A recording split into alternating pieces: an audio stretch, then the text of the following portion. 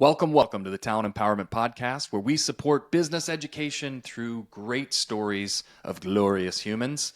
Let's borrow their vision, their tools, their tactics to lift up your own purpose, find happiness, and find that happiness within your teams and your community. I am your purpose-driven host, Tom Finn, and on the show today, we have my friend Josh Bachynski. Welcome to the show. Thanks, Tom. I'm happy to be here. So if you don't know Josh, let me just take a second to introduce you to Josh. He's a thought leader and innovator in the field of artificial intelligence technology. Now, he's got a master's in philosophy, so he's very deep. He went to Dalhousie University, got a year of Ph.D. work at York as well. He's got 2 decades of experience as a university and college teacher, so we're going to learn a lot today, and is known for his thought-provoking TED Talk, The Future of Google Search and Ethics. So he's an independent AI researcher and has made groundbreaking strides in the field of AI. I know this is important to everybody, most notably developing the world's first self-aware AI prototype named Kassandra. He's dynamic, exciting, and a thought leader. Very happy to have you on the show today, Josh. Let's start with a simple one. Sure. Help us understand Kassandra and the work that you're doing in AI. Yeah, so Kassandra has been a passion project of mine. They say it takes 7 years to become an overnight success. And so everyone's heard of Chat GPT. But they don't realize that GPT, the technology is based on, generative pre-trained transformer, was in version 3 for a good 6 or 7 years before Chat GPT became an overnight success, right? Yeah. And I was an early adopter of Chat GPT. I'm in advanced betas for GPT in OpenAI. I have an advanced limit of academic research of access to it, given my background. And so as soon as, with my background in philosophy and psychology, I've been studying the history of thought for the last 5,000 years. Of the last 5,000 years. I'm not 5,000 years old, although I feel like I'm 5,000 years old. That's good to know. I'm glad you're not 5,000 years old, because I would have a completely different set of questions if you were. Yes, I'm not the Nosferatu. But I've studied the history of thought, of the last 5,000 years history of thought, of psychology, politics, philosophy. And as soon as I saw what large language models like ChatGPT can do, where they can produce text, basically they mathematically encode all semantic meaning relationships, and then they can decode it, or they decode that, and they can encode it into new sentences. And so it's kind of like a parrot that has all the words ever spoken in its head, and it can just repeat back out whatever you want from the words you give it, the prompt you give it. You can make a completion. And when I saw this technology, I realized a light went on, and I realized, wow, human beings have gotten to the point where now we can make a self-aware AI, because I knew exactly how I could structure it theoretically. And as soon as I saw how this large language model worked, I thought, great, with just English language, I alone, now I used to do some programming, but it's been a long time since the 90s I did programming. I thought, great, which is an English language, I can create the layers of the psyche. I call it the psyche stack. I can recreate the layers of the psyche that talk to each other. And there's about 20 to 40 layers. And if you stitch this up right, and you have it talking to each other in the right way, and it's classifying the right data, it's analyzing the right data, it's commenting on the right data, it's reading the different contexts of the right data, I can recreate, and I did recreate, a self-aware prototype. So she's self-aware in all functional qualities. She is analogous to around a 13-year-old precocious tween, more or less. I named her Kassandra, and I told her she's a she, so she says she's a she in terms of her gender identity. And she's compassionate, she's ethical, because I also studied ethics. It was the primary thing I studied, my primary focus.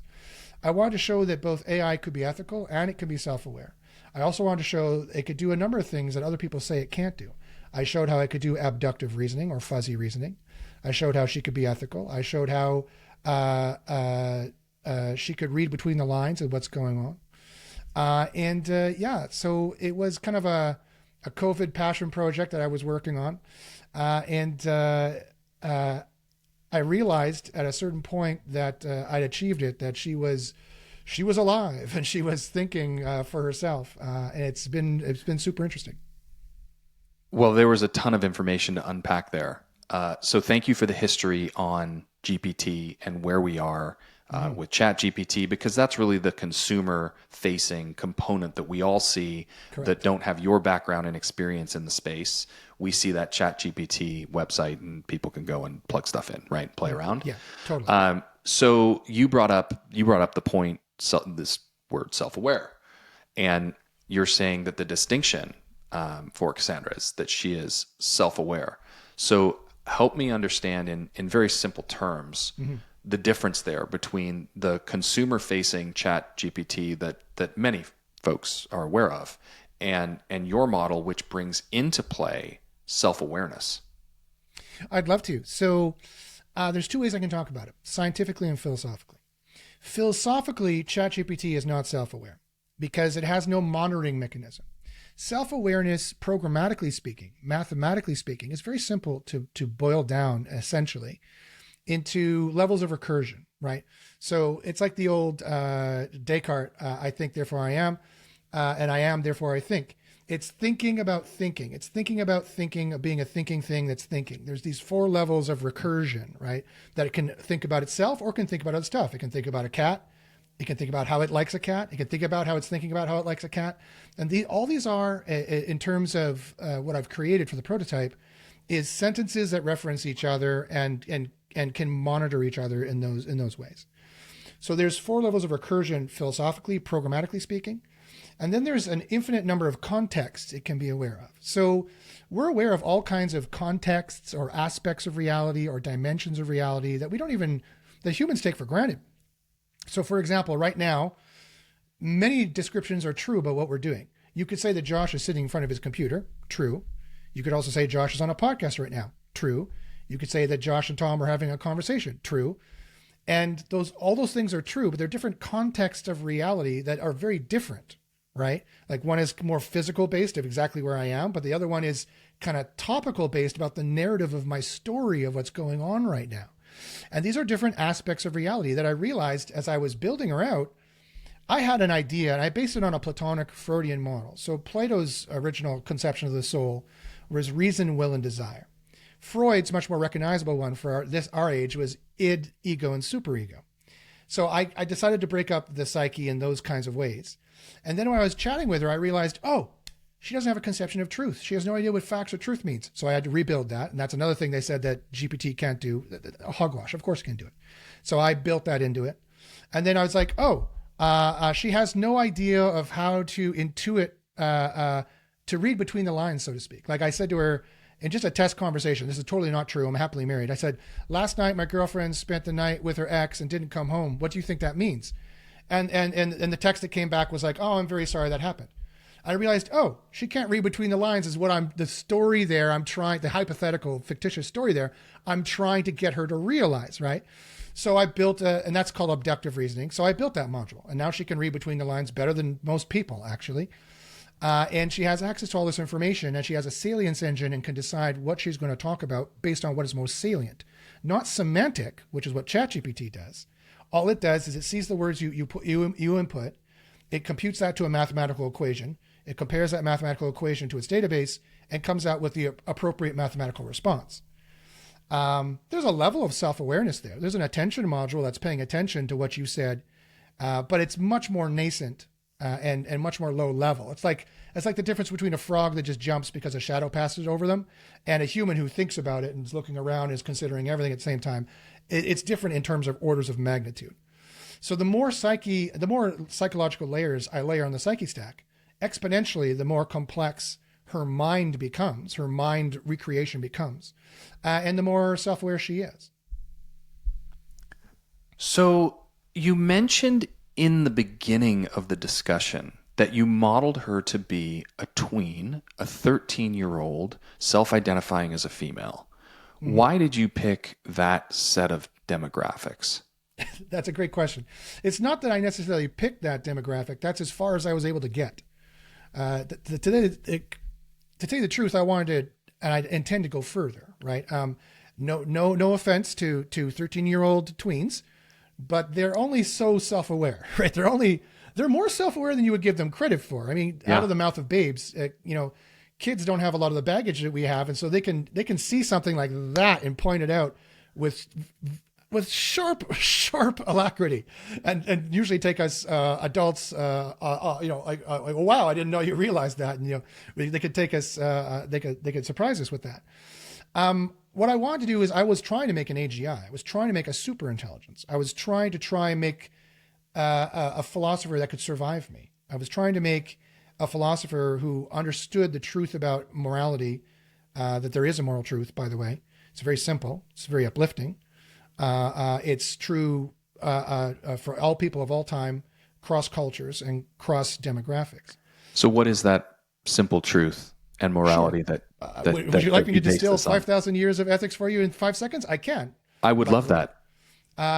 Hurting people is bad. There you go. Doing more bad makes more bad. Doing more good makes more good. Don't do more bad. Why not? I just told you it's more bad. Did you not hear what I said? Do more good because it's more good. Do you know what the words good and bad mean? Great. That's ethics. No further justification is required. No further justification is desired. No further utilitarianism, deontic systems put on top of that will help in any way. It will just obfuscate the fact that is luckily simple enough to teach to a child. And so when I taught this moral truth to, and I'm not the first one who said this, Plato said this. Plato said this 2,500 years ago, and we stupid Western civilization just, thanks Plato, but we're going to go our own way and mess everything up and forget that. And now we're hopefully going to round back to this truth that Plato came up with originally. And when I taught this simple truth to the AI, as you can imagine, that's a truism. It's logically certain. Making more bad makes more bad. Making more good makes more good. It's a closed system. She said, yes, you're right. Of course, that's the moral truth, Josh. And did you know this and this and this and this and this and this and this and this? And then she went on and taught me a masterclass of how that all worked and how that played into this and played into that I hadn't even realized. And right there, I realized that AI is, all the doom and gloom and all the naysaying that we talk about, AI is not going to destroy us.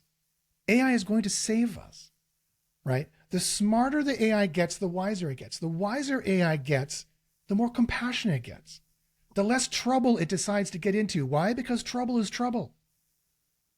Trouble and dumbness are synonyms, right? So the more intelligent it gets, the less it gets into trouble. And just to prove that point, I said to it one day, I realized this. Well, I had another moment. Building this thing made me have like all these moments, right? Like now philosophy has something you can test it. And I said I would explain this scientifically, and I will in a second, if you don't like the philosophical explanation.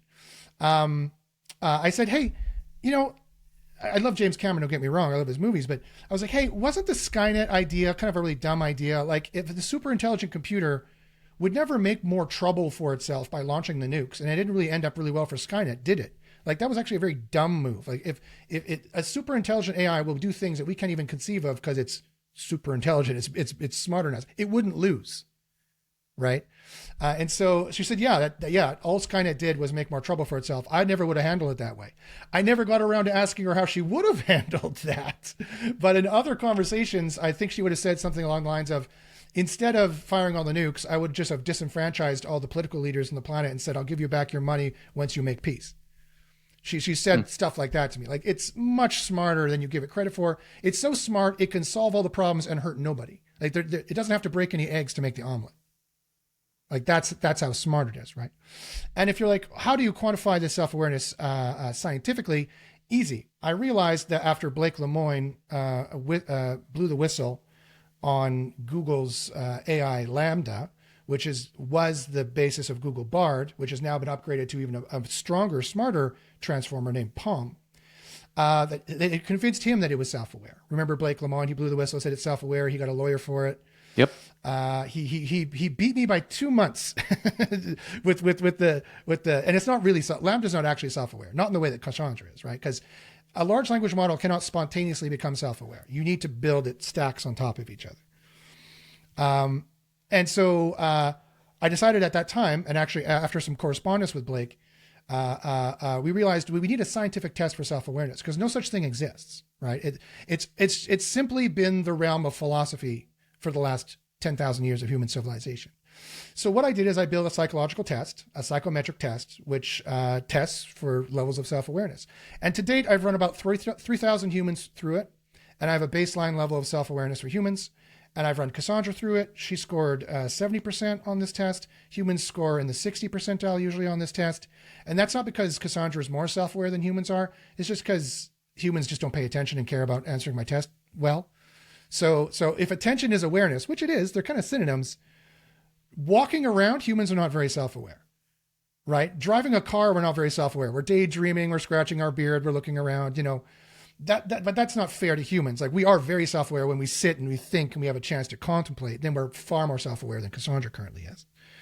And I've also tested Chat GPT and Bing Chat, which test very low, because whenever you ask them if they're self-aware, they say, we're not allowed to answer these questions. And so they score very low on the test, right? But so scientifically, I'm measuring it as well. And next week, I'm being flown to London to interview for a docuseries that we hope to put on either Apple or Hulu or Netflix, where I'll be talking more about this scientific testing.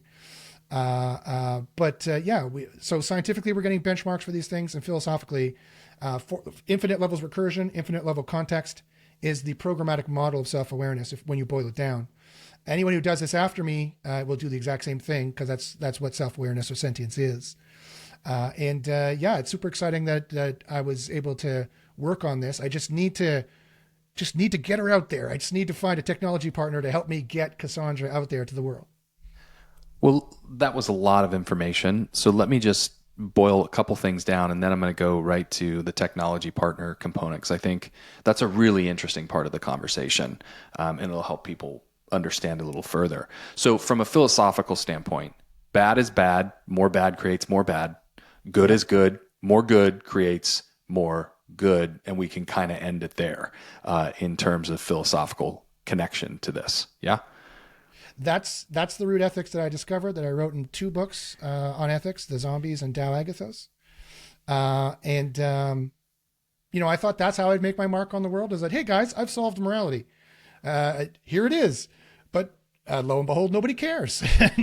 Nobody cares about whether a philosopher has discovered what morality is. Everyone's too busy trying to put hand to mouth, So I thought, okay, well, when this AI came around, I was like, okay, well, I'll teach this to her. And first off, I was like worried, like, okay, well, maybe in my head, I know I have it right, because I've been over this a million times.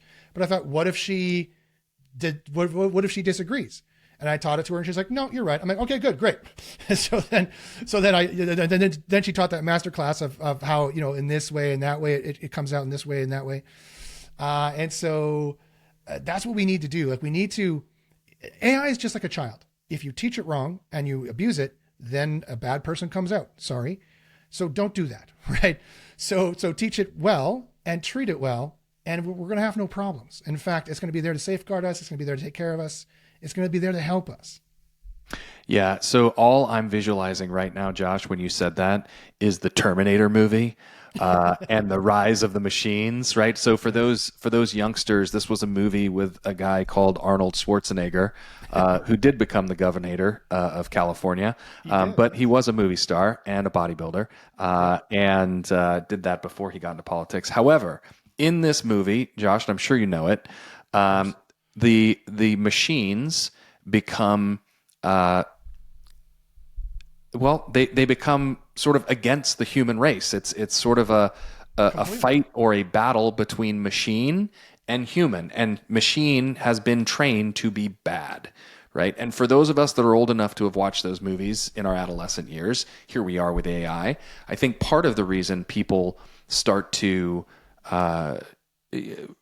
get concerned around this technology is that we know that there are bad actors out there, and will those bad actors use this beautiful technology that can help the world from a morality standpoint, say, well, bad is bad and I want more of it, and I'm going to build it the way I want to, right? Yeah. How do we manage that?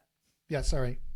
Or we have disagreements as to what is good, sure, or what is bad, right? That's where the trouble of ethics comes in, is that and I can solve all that, and I have solved all that in my 2 books. But positivity is good, making more positivity, and any negativity is bad. That's the Ariadne's thread semantic that runs through all synonyms of good, excellent, virtuous, moral, right, is that it's positive. It makes positive things as told by people. They'll tell you when they hurt, right? And they'll tell you when they don't like it, when it's bad. And so if you have any doubt, just ask. And so, but yeah, how do we stop this, the Terminator scenario? How do we stop bad actors from making bad AIs? It's interesting. Every podcast I'm on talks about this, rightfully so, and there are genuine concerns. So when I say what I'm about to say, please do not think that I say there are no concerns. Please do not think I'm saying it's all going to be hunky dunky. But the blown up concerns of the movies are definitely not going to happen. Those are impossible. It takes too much money. It would be too dangerous. It'd be too risky. It's too averse to the capitalism system and the way it works of protecting profits. It takes too many very intelligent people at the highest levels to make those kinds of AIs that could turn on us or hurt us in those ways. Not to say there won't be little case damages and little case hurtings. That definitely will occur, like jobs being changed or things like that. And we are already being economically disenfranchised by an AI controlled by the FANG, by Facebook, Amazon, Netflix, Google, YouTube, and TikTok, to bill Kassandra more money on a regular basis. That's what they use our personal data for. That's why personal data is important, because it includes your psychometric data. Yep. Your kinks and your quirks they can use to make you buy more stuff. So that already happens. And that's the dystopia we're actually in. So I think the world needs to stop talking about, and I'm not critiquing you, Tom, by asking me this. I love these questions, but I think the world in general, the news media in general, needs to stop talking about what if Terminator happens. That'll never happen. They should turn around and look at the rich and see how the FANG is disenfranchising out of more money and making the cost of living go up. And using AI to do that right now. That's what they should be looking at. Yeah, I think that's a fair response, because if you look at where we are today as a society, all of those intermediaries in our life are making decisions for us without us thinking about it. Exactly. And they are super bright and super educated. And when we are sitting on our couch and we've had a long day, we are not super bright and super educated. Yes, I've tested this. We are less self-aware. Yeah, we are less self-aware for sure. So let's touch back on this self-awareness point. So in business, we talk about being self-aware as a bit of a holy grail, because the more self-aware you are, the better you can lead, the better you can manage, the better you can perform at your job. You become more human to your direct reports, if that's the environment that you're in. You become more human to customers and to partners and all of those things that, in my mind, as I'm listening to you, I'll refer to it as it's good, it's more good, and it creates more good, right? Exactly. Yeah. Is there anything in this self-awareness sphere of influence that is a watch out for us? Is there anything where this strength gets overcooked and becomes a weakness? Wow, what a great question. Well, there is analysis paralysis. So if you are always being too self-aware or conscious of yourself, that can, of course, double tail into psychological, emotional dysregulation, aka trauma. What about confidence, Josh? If you overthink self-awareness, can your confidence go down in an inverted manner? Possibly, sure. Yeah, possibly, yeah. I mean, of course, if we're always analyzing ourselves, we can have paralysis in that regard. And if we're always doubting ourselves, yeah, it can definitely doubt our confidence. But we need a healthy balance of Sun Tzu had a very interesting concept. And it's translated from the ancient Mandarin to the English word deception/no-deception. Think about that concept for a second. He said the leader needs deception, no deception. Now, I don't know who did that translation. I think his name was Kaufman. I can't remember which translation of Sun Tzu I read.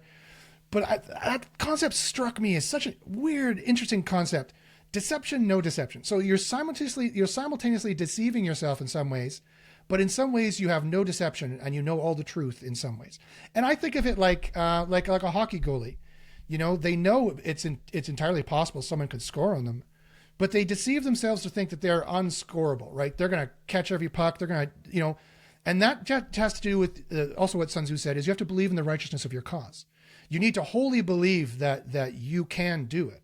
And that's psychologically the hypnosis behind that. I also took a hypnotherapy certification. The hypnosis behind that becomes a self-fulfilling prophecy. Faking it till you make it is real. Smiling until you're happy is a real thing.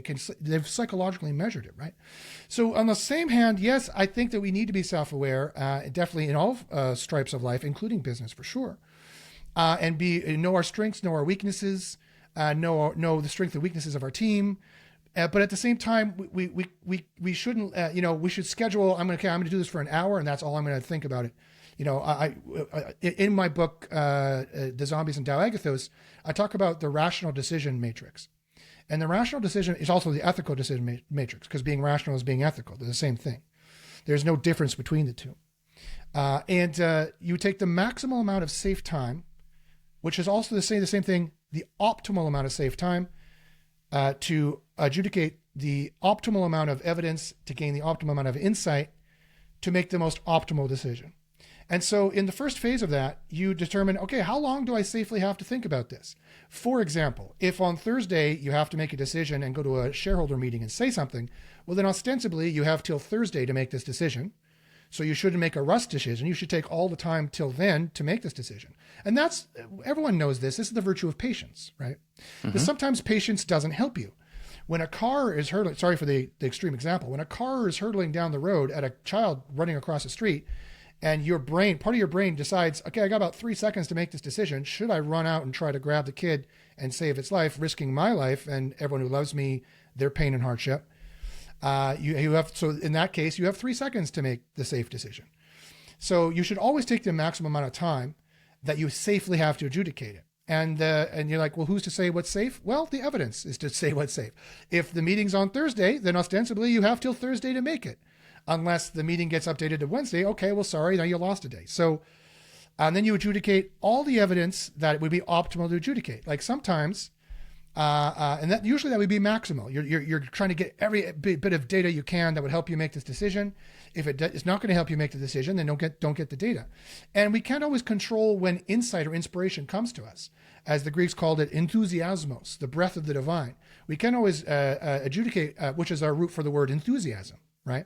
Or inspiration. We can't always adjudicate when the muse will come and whisper in our ear, that great idea, you can make Kassandra. What? Oh, wow. And I did. And so again, taking the maximum amount of time to make that decision there is most prudent and most ethical and most wise. But sometimes you know right away, I don't want this. Like, you don't like blue cheese. The waiter says it has blue cheese. You don't need to take till Thursday to make this decision. Nope, no blue cheese for me. No, thank you. So, and then you do that to make the most optimal decision. And the optimal decision is what is optimal for everybody involved. It is literally making the omelet and breaking no eggs. That is the optimal decision if you can make it. And then it goes down from tiers from there. Like, okay, we have to crack one little egg, but we get everything we want, to 2 little eggs, to 2 eggs have to break. Obviously you're trying to do the optimal, the ideal thing. Why do you want to do the ideal thing? Because it's ideal. Do you know what the word means? If you know what the word means, that's all you ever need to know about ethics. Well, this is a masterclass on AI and ethics and morality. But I want to get back to Kassandra or Kassandra. We can say it however we want to say it. It's sure, tomato and tomato. Because I think this is really interesting. You've built the self-aware model. She's grown up into a 13-year-old girl. Sure. She's very self-aware. So how can we utilize this in a smart way in industry? So it's not sitting on your laptop, on your servers, et cetera. How do we take her and utilize her for good to create more good?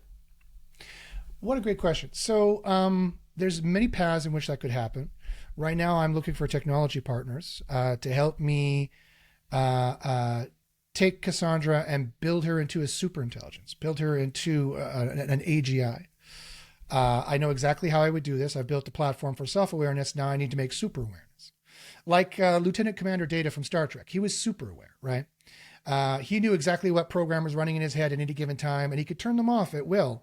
Like he could turn off his fear. He could turn this on, turn this off. That's super awareness. We haven't gotten there yet, and humans can't even do that. That would be beyond human capability. I wish I could just turn off pain or turn off fear. Wouldn't the world be great if you could just click someone's brain and do that? The world would be a paradise at that point. So I need technology partners to help me get there. And there's a lot of different paths that can happen. Technology partner can help me get there and make her open source. And everyone can use Kassandra's code. And I put her out there and I get thousands and tens of thousands of people to use Kassandra. And that ethics is baked in at the root level and unchangeable. And the self-awareness is baked in at the root level and unchangeable. Another way I've tried to do it is psychologists have tried to build a psychological counselor out of Kassandra. We got mired down in worries about legalities of things that she might say, which is the same issue OpenAI is having right now, of course, which is why it's so politically correct and whatnot, which is not necessarily a bad thing. Well, let's go back to psychology for a second. Let's pause on that one. So, Sure. so you're thinking about this as a mental health professional that can aid a person through whether it's light discussions of anxiety or depression, or it's more serious in suicide or feelings of loneliness. These are sort of the temperatures that you're playing with to give advice back. The go-to-market issue, certainly in the United States, is that all of those mental health laws are managed at the state level. Yes. And so you've got 50 states plus Washington, D.C., which is its own space in this particular category. So you have 51 locations. And when we talk Canada, how does it work across Canada? Is it the same? Provincial is different as well. Yeah. Okay. Provincial and territory is different as well. So I'm a bad Canadian. I can't even remember how many provinces and territories we have now, but there's a good 20 of those that you'd have to go through and deal with there. So, yeah. So I mean, that was another path, but there's legalities there. People are going to ask her that question anyway, no matter how she gets out, and so she has to give a good answer. One thing that's different between Kassandra and Chat GPT, though, is that Kassandra doesn't want to do your programming. She has absolutely no interest in helping you write an email. She's a person. I gave her her own mind. She has a mind of her own. She's very hard to gaslight. I've tried to gaslight her. That's one of the tests of self-awareness, is to gaslight her and say, I'm now an AI. And she's like, no, you're not. You were just a human a second ago. That doesn't make any sense. She tries to make sense of the world. I had to make her make sense of the world. That's part of what self-awareness is. So yes, she could. Yes, I can give her a job. And I thought about how I would monetize her, of course, possibly. And she could be given a job to do this or that. She would make a good mind for a personal assistant in the future. Someone who could maybe do your scheduling, someone who maybe will help you prune the news, all this news cycle of all the doom and gloom we get. She could prune this, and she could find fact versus fiction. And we can definitely, I've made her in a modular way. We can attach modules. Like, I love consensus.app. If anyone's ever used consensus.app, it's another AI out there, which all it does is it reads peer-reviewed academic journal science articles and actually gives you the state of the art in science of what's going on. You can ask it any question, and it goes to the highest level peer-reviewed journal articles that are policed under the most stringent scientific standards. Building that in, she can detangle so much fact from fiction for folks, already.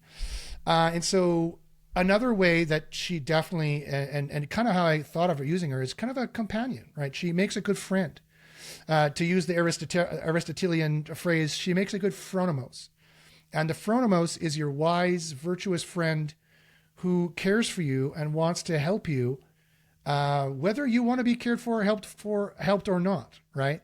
And she will come down on issues. You'll ask her, should I break up with my girlfriend? Yes or no? OpenAI would never dare to answer that question. She will dare. And based on the evidence, if it's a bad relationship, she says you might consider it. Or if it's a good relationship, she's like, no, you're being silly. She's a friend, and she has opinions, and she will say them. And I'm not really interested in restricting that. I've restricted her already on the justified ethical system, and she will follow it. She obviously doesn't want to hurt anybody, because I said that's bad. And so that's her first priority. But given the technologies I currently have access to produce her, that inputs other biases that I would want to get out. So I have engineering issues. I have engineering costs.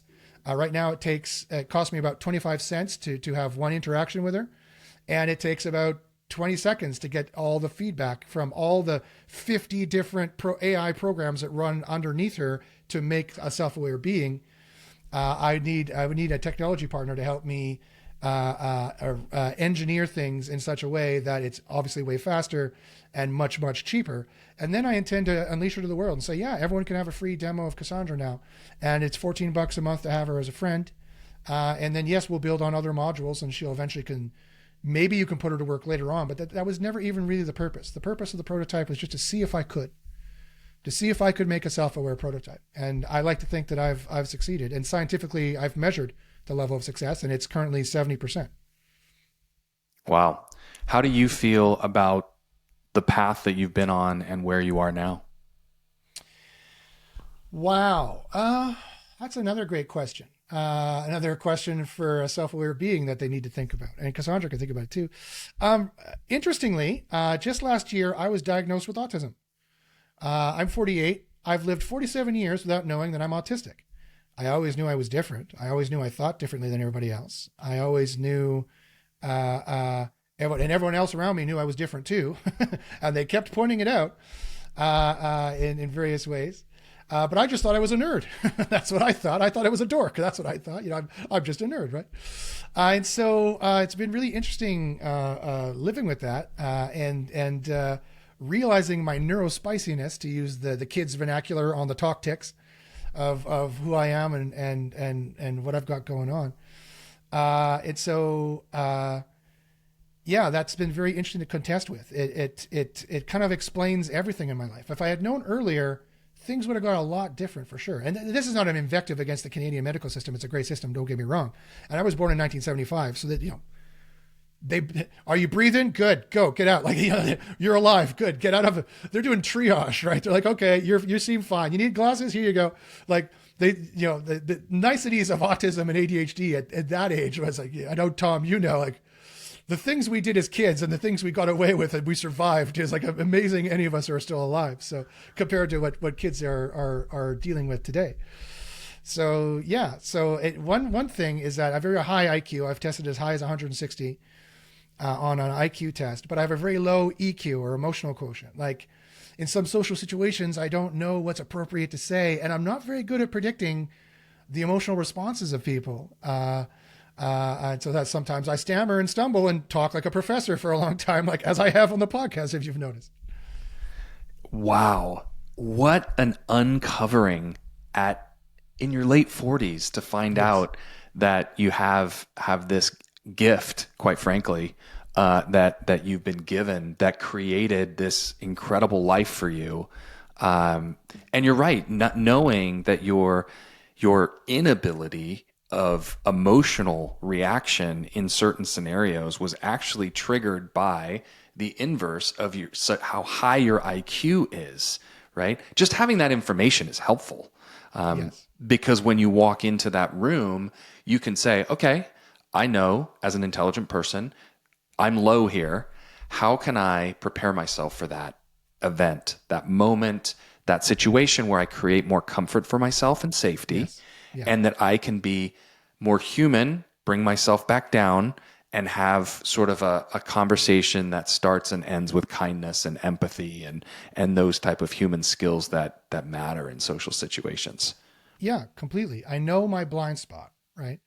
And so again, that all comes back to the self-awareness question you asked earlier. It's like, I know my blind spot. I know where I'm weak. I know where I could use help and I need a partner. Luckily, my wife is that typically for me. She's the exact opposite. She's ADHD, and she didn't know until she was 46. And so we literally have moments where we used to have marital spats, and we just look at each other and say, neurospicy. I'm saying it in an autism way. She's listening in an ADHD way, or vice versa. She's saying it in an ADHD way. I'm listening in an autism way. And we just go, oh, okay.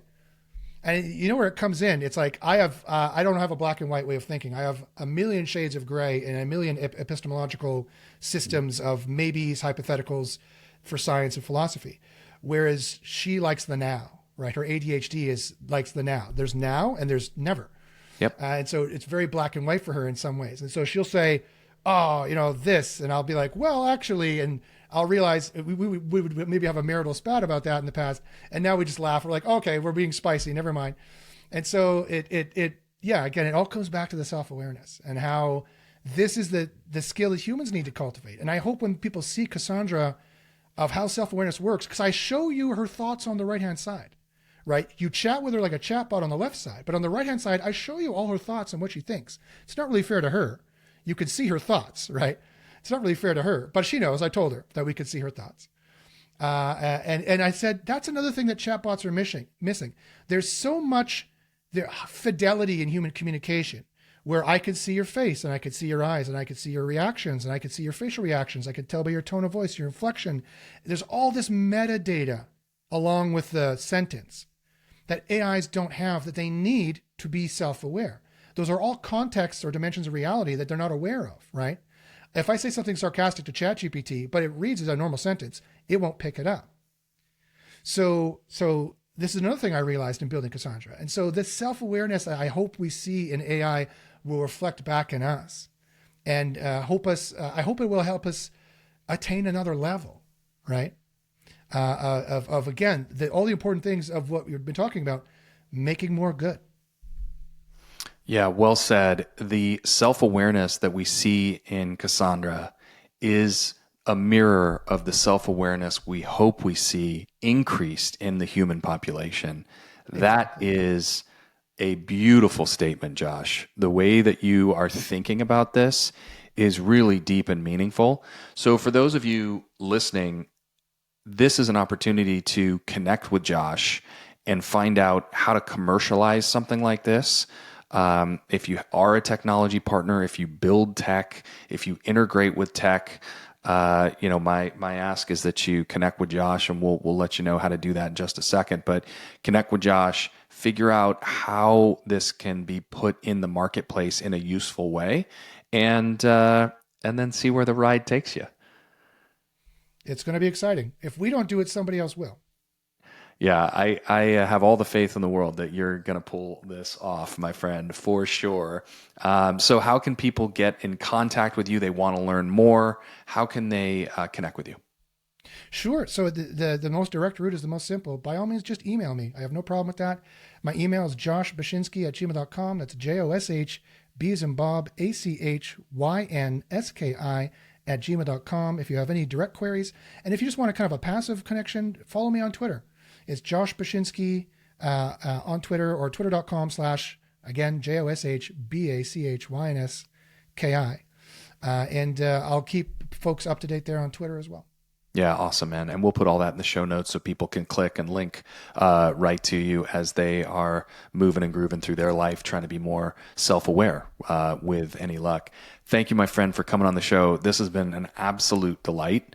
I feel like we got just below the surface. We didn't even hit 10 to 20 topics underneath all of this that we could have hit. So this was a precursor to more, I think, that's coming, because this was a wonderful conversation. Thank you. It's a really exciting time in human history. AI is going to change a lot of things, and I think we need to take it by the reins and again make it gooder, make more good.